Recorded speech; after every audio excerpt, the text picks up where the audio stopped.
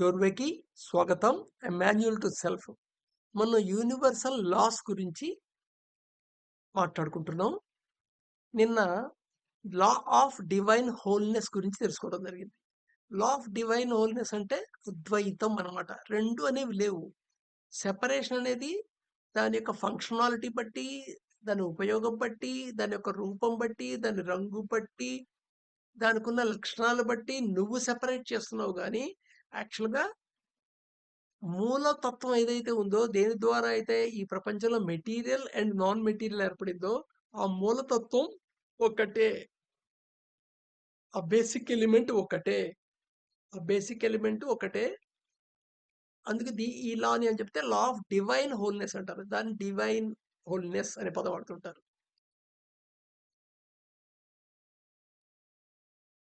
So ఇది మనం పదార్థం తీసుకున్నాం. పదార్థం దేంతో తయారు చేయబడ్డా ఉంటాం? అణువులతో తయారు చేయబడ్డా. అణువులు దేంతో తయారు చేయబడ్డా ఉంటావు? ఆటమ్స్‌తో తయారు చేయబడ్డాయి. ఆటమ్ దేనితో తయారు చేయబడ్డావు? మూలకణాలతో ఏర్పడిన electron, proton, neutron. Electron, proton, neutron దేనితో తయారు చేయబడ్డావు అంటావు? క్వార్క్స్‌తో ఏర్పడ్డాయంటావు. క్వార్క్స్ దేనితో ఏర్పడ్డాయంటావు? ఏదో బోజాన్‌తో ఏర్పడ్డాయంటావు. సో ఇలా వెనక్కి వెళ్తున్న ఇంకా అయితే God పార్టికల్‌తో ఏర్పడ్డాయంటావు.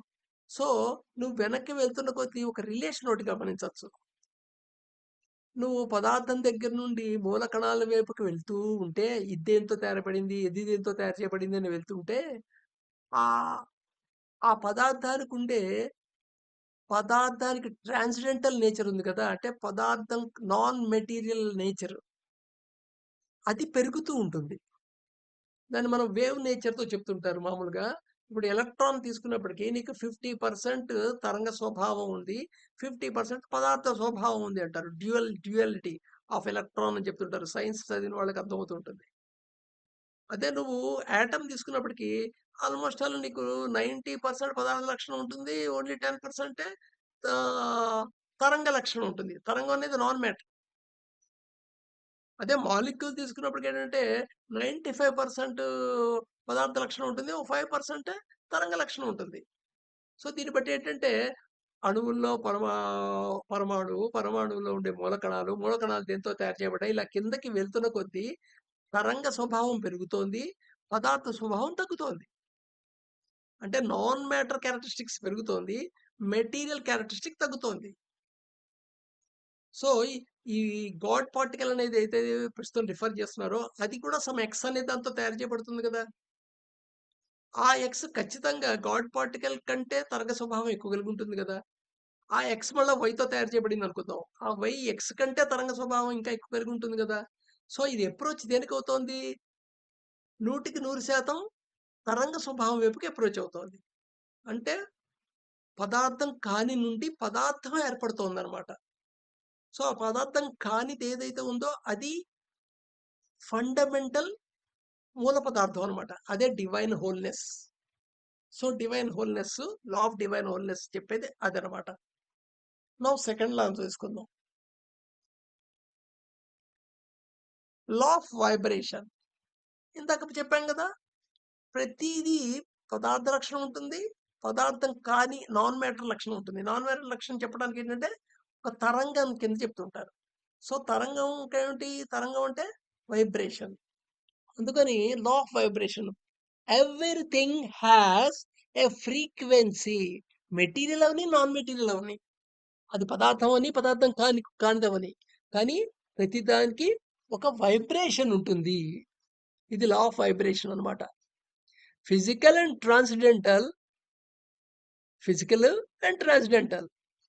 It is natural, specific and in constant motion. So physical అవన్నీ, ట్రాన్స్‌డెంటల్ అవన్నీ. ప్రకృతి సిద్ధంగానే స్పెసిఫిక్‌గా అది కాన్స్టెంట్ మోషన్‌లో ఉంటుంది. ఏంటంటే కదలకుండా ఉంది కదండీ! ఇప్పుడు సపోజ్ ఓ రాయి తీసుకున్నాను. ఆ రాయి ఏం కదలట్లేదు కదా! నేను కదిపితే తప్ప. రాయి రాయిగా కదలట్లా. కానీ రాళ్ళలో ఉండే అణువులున్నాయి కదా! ఆ అణువు సపోజ్ అది సిలికాన్ డయాక్సైడ్ రాయి అనుకుందాం. రాయి అంటే ఇసుక పదార్థంతో ఏర్పడుతుంది కదా! అందుకని సిలికాన్ డయాక్సైడ్ అని చెప్తున్నా. సో, ఈ సిలికాను పరమాణువు, ఆక్సిజన్ పరమాణువు స్టాటిక్‌గా కదలకుండా ఉంటాయా? అవి వైబ్రేట్ అవుతూ ఉంటాయి. సో, దేర్‌ఫోర్ కదలిక ఉంది కదా అక్కడ. కాన్స్టెంట్ మోషన్ ఉంటుంది. అలాగే గాలిలో ఉండే మ్యాటర్ ఏదైతే ఉందో నైట్రోజన్, ఆక్సిజన్ ఇవన్నీ ఇవి కూడా కదలకుండా ఉన్నాయా? అవి మూవ్ అవుతున్నాయి, రొటేట్ కూడా అవుతుంటాయి. ఇప్పుడు లిక్విడ్‌లో ఉండేవి కూడా మాలిక్యూల్స్ రొటేట్ అవుతుంటాయి. కాన్స్టెంట్ మోషన్ ఉంటుంది.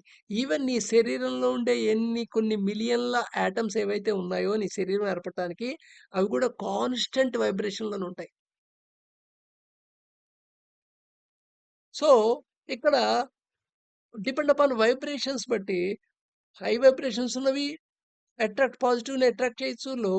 లో వైబ్రేషన్స్ ఉన్నవి ఛాలెంజెస్‌ని నెగెటివ్ అనే పదం వాడొద్దు. ఛాలెంజెస్‌ని అట్రాక్ట్ చేయొచ్చు. It has intensity and pitch. ఈ ప్రతి వైబ్రేషన్‌కి, ప్రతి పదార్థానికి అసోసియేట్ అయిన వైబ్రేషన్‌కి కొంత ఇంటెన్సిటీ ఉంటుంది. అంటే అది ఆహ్, ఎంత దాని యొక్క మీన్ పొజిషన్ నుండి ఎంతవరకు ఆసిలేట్ అవుతుంది అనేది మాట ఇంటెన్సిటీ చెప్పేది. యాంప్లిట్యూడ్ మాట. అలాగే పిచ్ ఉంటుంది. అంటే దానికొక ఫ్రీక్వెన్సీ ఉంటుంది. Those can be changed. అయితే దాని ఇంటెన్సిటీ మార్చొచ్చు. దాని పిచ్ మార్చొచ్చు. Through conditioning. కండిషనింగ్ ద్వారా దాన్ని మార్చొచ్చు. అందుకని మైండ్ కండిషనింగ్ బాండ్స్ ఫామ్ అవుతుంటాయి మైండ్‌లో. కండిషన్ బాండ్స్ ఫామ్ అవుతుంటాయి.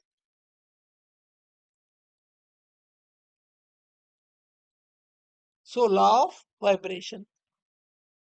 దీని గురించి కూడా డ్రిఫ్ట్ వాచింగ్ చేయండి. డ్రిఫ్ట్ వాచింగ్ టాపిక్ కింద వాడుకోవచ్చు దీన్ని.